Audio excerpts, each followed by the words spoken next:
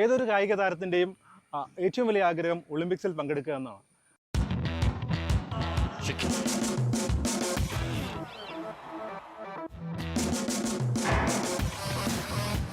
ഒളിമ്പിക്സിൽ പങ്കെടുപ്പിച്ച നിരവധി കുട്ടികളെ സംഭാവന ചെയ്ത പരിശീലിപ്പിച്ച കായിക അധ്യാപകനാണ് നമ്മുടെ കൂടെയുള്ളത്.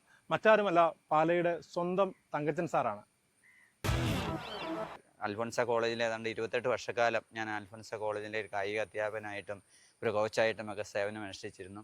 എനിക്ക് ശരിക്കും അഭിമാനിക്കാൻ കഴിയുന്ന ഏറ്റവും വലിയൊരു കാര്യമെന്ന് പറഞ്ഞാൽ ഏതാണ്ട് 700-ലധികം കുട്ടികൾ കായിക രംഗത്ത് വിവിധ ഡിപ്പാർട്ട്മെൻറ്റുകളിൽ നമ്മുടെ ജോലി ലഭിച്ച് അങ്ങനെ അവരുടെ കുടുംബം വളരെ സന്തോഷകരമായി ജീവിക്കാൻ ഇടയാക്കി എന്നുള്ളതാണ് എനിക്ക് ഏറ്റവും അഭിമാനകരമായിട്ടുള്ളത്. അതുപോലെ കോളേജിൽ ഞാൻ എൻ്റെ ഈ ട്രെയിനിങ് പീരീഡിൽ ഈ കാലഘട്ടത്തിൽ 3 ഒളിമ്പിക്സിൽ 3 പേര് ഒളിമ്പിക്സിൽ പങ്കെടുക്കാൻ കഴിഞ്ഞു.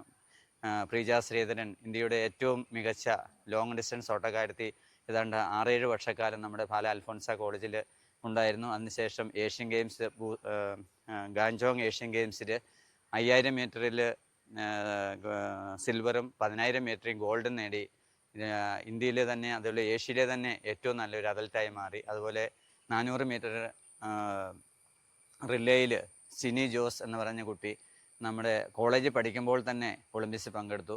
അതുപോലെ 2000 സിഡ്നി ഒളിമ്പിക്സിൽ ഞാൻ കാഞ്ഞിരപ്പള്ളി സെൻറ് ഡോമിനിക്സ് കോളേജിൽ 2 വർഷക്കാലം ഉണ്ടായിരുന്ന സമയത്ത് ഉണ്ടായിരുന്ന മനോജ് ലാൽ അതിനുശേഷം ഇവിടെ പാലായിലേക്ക് വരികയും അങ്ങനെ 2000 സിഡ്നി ഒളിമ്പിക്സിൽ ഈ 4x400 മീറ്ററിൽ ഇന്ത്യക്ക് വേണ്ടി പങ്കെടുക്കാൻ കഴിയുകയും അതുപോലെ 2002 ബൂസാൻ ഏഷ്യൻ ഗെയിംസിൽ 400 മീറ്റർ റിലേയിൽ അവർ 4x400 മീറ്റർ റിലേയിൽ സിൽവർ മെഡൽ നേടുവാൻ കഴിഞ്ഞു. ഏതാണ്ട് 40ഓളം ഇൻ്റർനാഷണൽ അത്ലറ്റുകൾ ആ ലെവലിൽ ഏഷ്യൻ ചാമ്പ്യൻഷിപ്പുകൾ അതുപോലെ ആ ലെവലുകളിൽ ഉയർന്നു വരാനായിട്ട് കഴിഞ്ഞു. പക്ഷേ ഇപ്പോഴത്തെ ഒരു ജനറേഷൻ സമൂഹത്തിൻ്റെ ഒരു കാഴ്ചപ്പാട് സ്പോർട്സിനോട് അല്പം കുറഞ്ഞു.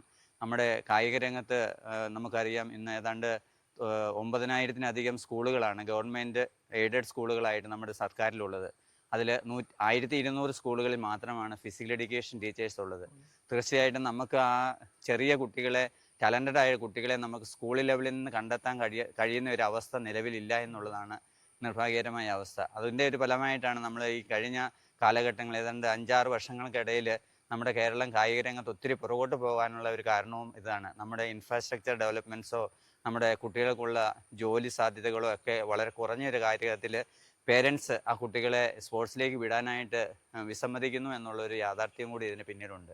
തീർച്ചയായിട്ടും നല്ലൊരു അവയർനെസ് ശരിക്കും ആ രീതിയിൽ ഗവൺമെൻറ് തലത്തിലും അതുപോലെ സ്വകാര്യ മേഖലകളൊക്കെ ഈ രംഗത്തേക്ക് കുറച്ചുകൂടെ ഇൻവെസ്റ്റ്മെൻറ്റ് നടത്തി അവർക്ക് സപ്പോർട്ട് നൽകിയാൽ മാത്രമേ നമുക്ക് കൂടുതൽ നല്ല ഈ പ്രഗത്ഭരായ താരങ്ങളെ നമ്മുടെ ഈ കായിക രംഗത്ത് ഉയരാനും അതുപോലെ കേരളത്തിന് ഇനിയും തിരിച്ച് നമ്മുടെ നഷ്ടപ്പെട്ട പ്രതാപം വീണ്ടെടുത്ത് കൂടുതൽ ഉയരത്തിലേക്ക് വരാനും കഴിയൂ എന്നുള്ളതാണ് യാഥാർത്ഥ്യം.